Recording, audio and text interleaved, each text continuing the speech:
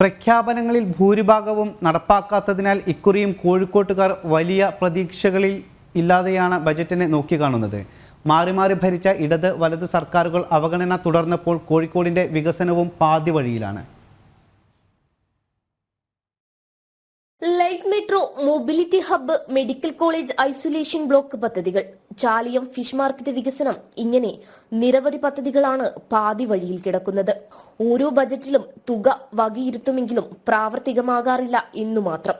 തീരദേശ highway, beach വികസനം, നഗരപാത വികസനത്തിന്റെ തുടർഘട്ടം എന്നിവയും പാതി വഴിയിൽ തന്നെ. യുനെസ്കോയുടെ പൈതൃക പട്ടികയിൽ ഇടം നേടിയെങ്കിലും സാംസ്കാരിക പൈതൃക കേന്ദ്രങ്ങളുടെ സംരക്ഷണം കടലാസിൽ മാത്രമാണ്. ലോക ടൂറിസം ഭൂപടത്തിൽ ഇടം പിടിച്ച കാപ്പാട് ബീച്ചിൽ ചരിത്ര മ്യൂസിയത്തിനായി 10 കോടി രൂപ അനുവദിച്ചിരുന്നുവെങ്കിലും മ്യൂസിയം അകലെ തന്നെയാണ്. ടൂറിസം ഇടനാഴികളുടെ വികസനത്തിനായി അനുവദിച്ച 50 കോടിയും ജലരേഖയാണ്. ശുചിത്വ നഗരം പദ്ധതിയും വിമർശനം നേരിടുകയാണ്. ജില്ലയിലെ കാർഷിക മേഖലയ്ക്ക് പ്രത്യാശ പകർന്ന കുറ്റ്യാടി കനാൽ പദ്ധതിക്കായി 5 കോടി വകയിരുത്തിയെങ്കിലും പ്രഖ്യാപനത്തിൽ മാത്രം ഒതുങ്ങി.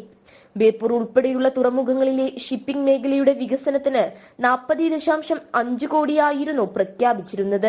ഇതും എന്ന് പ്രാവർത്തികമാകുമെന്ന് കണ്ടുതന്നെ അറിയണം. ഇങ്ങനെ പ്രഖ്യാപനങ്ങളുടെ നീണ്ട പട്ടികയാണ് കഴിഞ്ഞ പിണറായി സർക്കാർ നൽകിയത്. പറഞ്ഞതൊന്നും പാലിക്കപ്പെടാത്തതിനാൽ ജനങ്ങൾ സ്വാഭാവികമായും അത്ഭുതങ്ങൾ പ്രതീക്ഷിക്കുന്നുമില്ല. വറുതി വരുത്തിവെച്ച സർക്കാർ പ്രഖ്യാപനങ്ങളിലും പിശുക്ക് കാണിക്കുമോ എന്നാണ് ഇനി കണ്ടറിയേണ്ടത്. ജനം, കോഴിക്കോട്.